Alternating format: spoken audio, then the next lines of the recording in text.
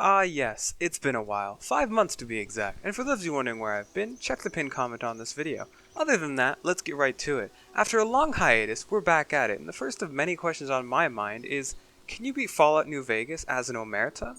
Well, let's find out. So while we make our character, let's go over the rules. 1. We must complete the Omerta questline. 2. We can only use the combat knife for melee. 3. We can only use a 9mm or a 10mm submachine gun. 4. We can only use a sawed-off shotgun or a riot shotgun. And 5. As always, we must have fun.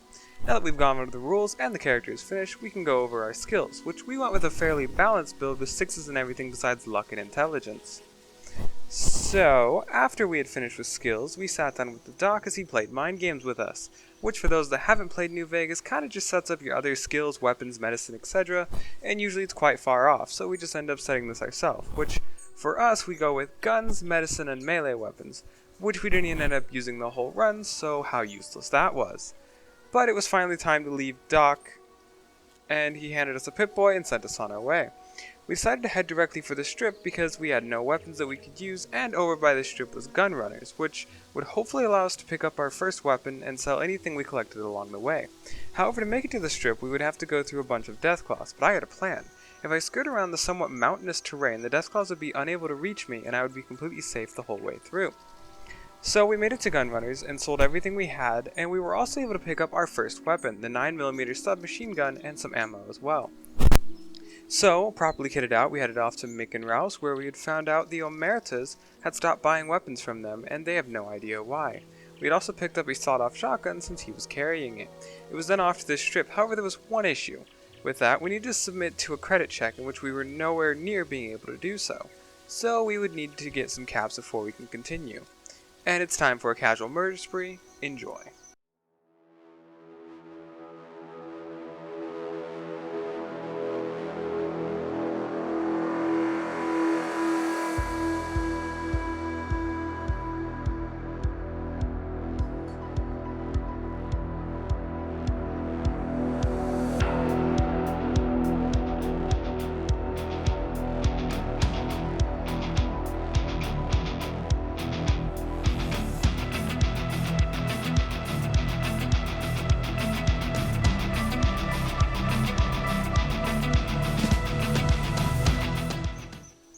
Well, hope you enjoyed that, because after we sold our spoils of war, we were finally able to enter the strip.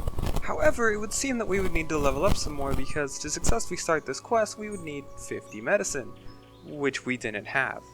Well, since we had some grinding to do, we decided to head to the prison and wipe out the powder gangers there. They didn't seem to put up too much of a fight considering some of them tried to melee me, and well, let's just say you don't bring a melee weapon to a gunfight.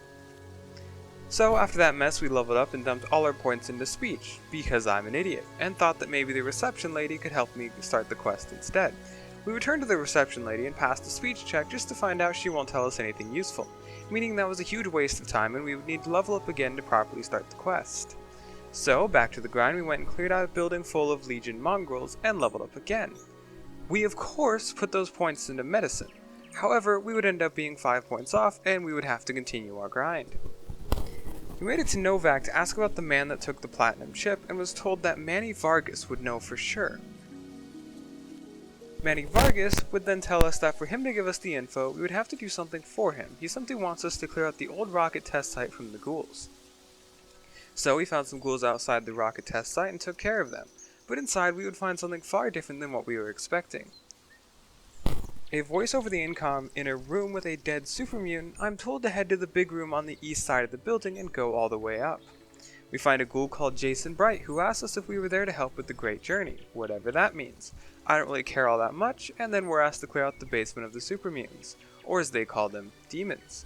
We go down to the basement and kill the super mutants, which were fairly tough considering they are using stealth boys. We take all of them down and then go for their leader, which attempts to put up a fight, but I put up a better one. Back to Jason, we let him know that the demons had been dealt with and the basement was clear to enter. He thanked us and asked us to join him in the basement because there was much to be done. He would have us talk to Chris about helping them get the rockets to launch. Chris was an odd fellow that thinks he is a ghoul and believes he's going on the Great Journey with the rest of them. He needs us to get to the igniting agent so that way the rockets could successfully take off, and so that's what we go and do. We find the body and take the igniting agent back to Chris. He then told us we would also need thrust control modules. Thrust control modules we could get from Old Lady Gibson for a fairly cheap 500 caps. which we give away with no issues.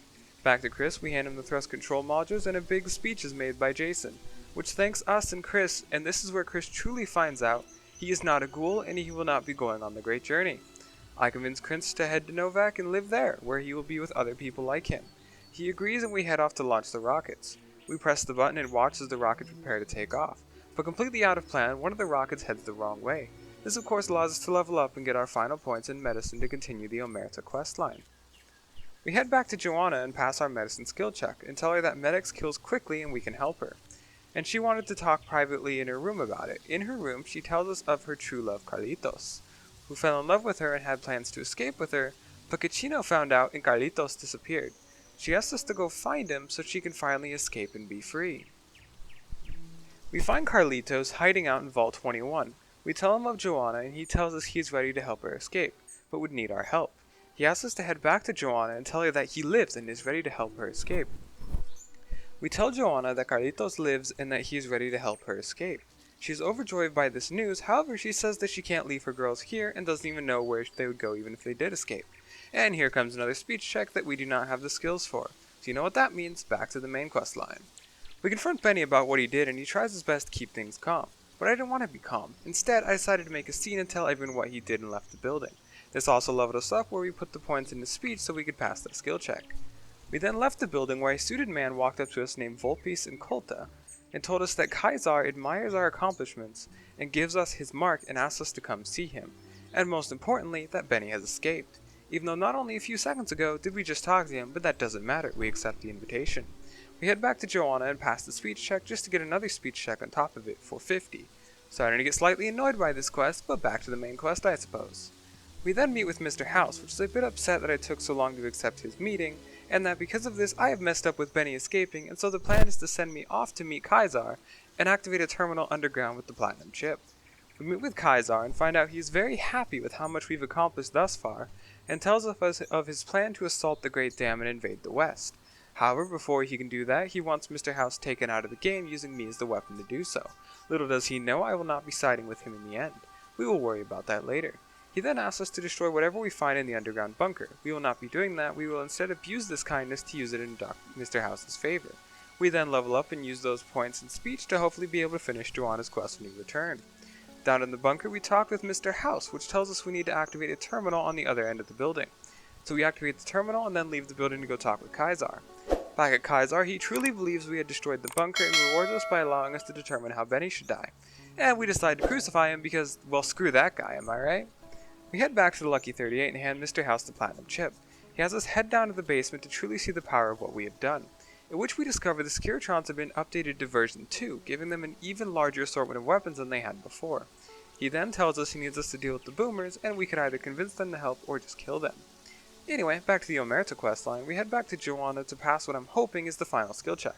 Luckily it is. We need to head back to Carlitos to get a plan in place to save the girls. Carlitos is happy to hear Joanna is ready to escape, and the plan is to get her to Freeside. He asks us to enlist the help of a couple of people that owe him a favor, then head back to Joanna and tell her of the plan. We head to Carlitos' friends, I suppose is what we will call them, and they are called Big Beard and Little Beard. Not sure why, we don't really have the time to care about such small things.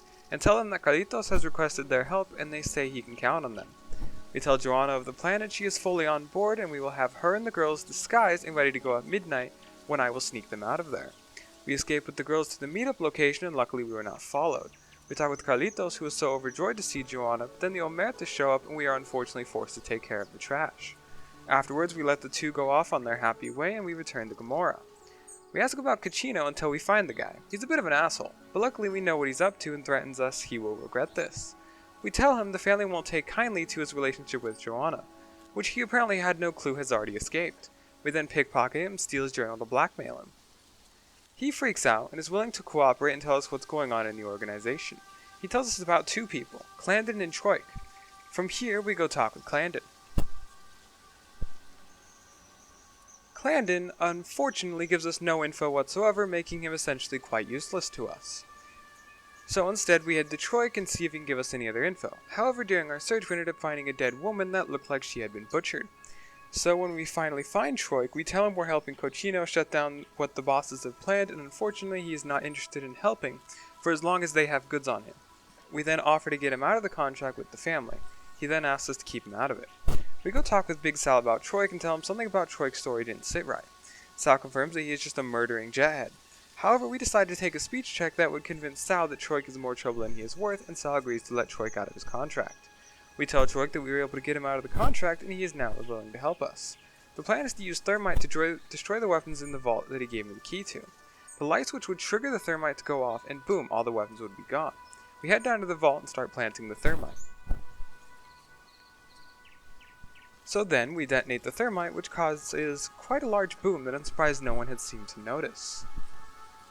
We tell Tkiljoy that we were able to destroy the guns, and he tells us that we need to take out Big Sal and Nero because otherwise they would be able to start up their plans again. But luckily, Tkiljoy was tasked with finding out what happened to the guns, and the plan is for him to hand me a gun before the meeting so we can take them out together. Upstairs, he hands us a shotgun. Kinda right in front of them, but they seem to be completely clueless about the whole situation, and so I go take my seat. They tell me what I've done is for nothing, and I completely get up and kill them with Tkiljoy's help. Finishing the questline with Tkiljoy in power of the Omertas, and we leave Gamoros for the last time. Finally, back to the main quest again, we need to go take care of the boomers, and there's one problem with that. The boomers, like their name, like to make things explode, and that includes people. So we find a man named George that has a bit of a wager for us. If we can make it to the boomer base, he will double the price for a total of 600 caps. He gives us the info, and it's all in the timing. Now I could do that, or I could use the train tunnel, which he said nobody has gone in has ever come back out. Now, me being the idiot I am, decided instead of timing things, I would rather take my tunnel, which seemed like a good idea until I came across 3 Deathclaws that really wanted to kill me. I narrowly escaped, healed up, and began to search the tunnel for my way out. And along the way there wasn't a horrible lot to deal with, mainly just ghouls and landmines, and that was about it. So considering we only had to escape Deathclaws, I was feeling like this was the better option for sure.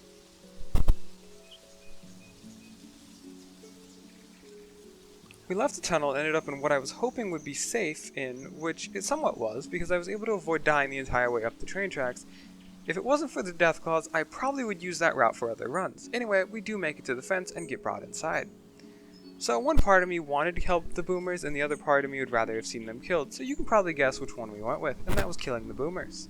Because, well, I didn't want to do all their quests for obvious reasons. So we killed the boomers and headed back to George to cash in on our little wager, and unfortunately, George did not end up making it, so we took all 700 caps he had on him and left him in pieces.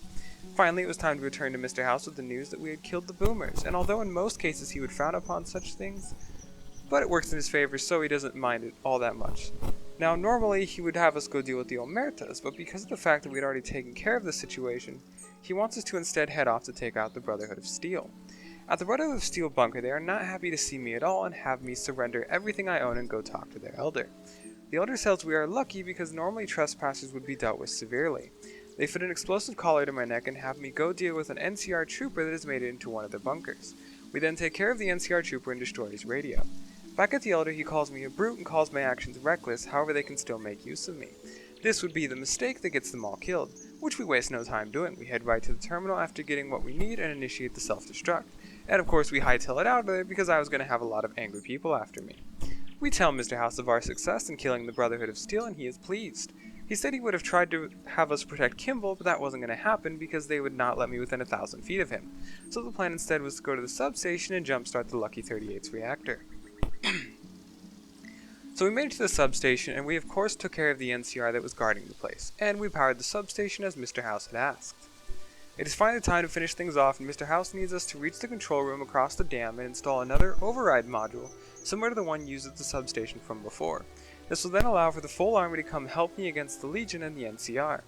So we confirm this is what we want to do, and we are whisked off to the Battle of Hoover Dam. At the dam we are met with quite a few different enemies, from Legion to NCR to even Khans, which up to this point we had never even interacted with, so I'm not sure how we made enemies of them, but I digress. We made it to the doors to the control room, and standing there were 2 NCR troopers in power armor. So we aimed a shotgun for the head and pulled the trigger. We then installed the override ship, and our reinforcements would arrive to help me in the final trek. It was time to finish this, so we talked with the legate, and we decided the best way to end this would be to fight. This would not end up being an easy battle since this guy brings out more of his cronies, and they like eating shotgun shells for breakfast apparently. Then we talked with General Oliver and told him that Mr. House would be taking over, and he is being asked to surrender. He of course doesn't like the sound of this and would rather attempt to fight his way out of this. It doesn't end well for him. The Securitrons make short work of the NCR and we claim the wasteland in the name of Mr. House. And answer, yes, you can indeed beat New Vegas as an Omerta. Hope you enjoyed it. Please like, comment, and subscribe, and I'll see you all next time.